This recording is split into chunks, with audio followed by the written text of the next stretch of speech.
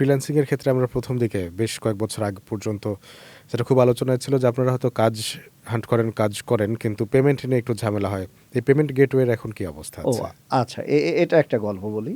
আ যারা ফ্রিল্যান্স করতো, আমি আসলে ওইভাবে ফ্রিল্যান্স তো করিনি। ফ্রিল্যান্সিং যারা করতো, আমার অফিসে এমপ্লয়িজ যারা ছিল, তো আমাকে বলল একদিন যে এরকম, আমি তো ওডেস্কে কাজ করলাম। ও বলছে ওডেস্কে কাজ করতো, তো যে আমার টাকা ওঠানো খুব মুশকিল ছিল। সে মফস্বল শহরে থাকতো, তাকে টাকা উঠাইতে ঢাকায় আসতে হতো ব্যাংকে।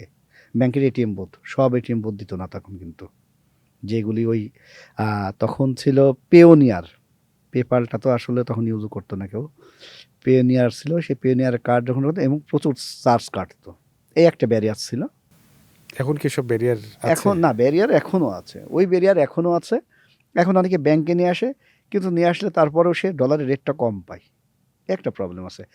পেপালটা আমাদের বাংলাদেশে কেন দিল না আমি জানি না, কিন্তু পেপালটা দেওয়া দরকার ছিল। আপনাকে একটা কথা মনে রাখতে হবে, আপনাকে ইনকাম করতে গেলে খরচ করতে হবে।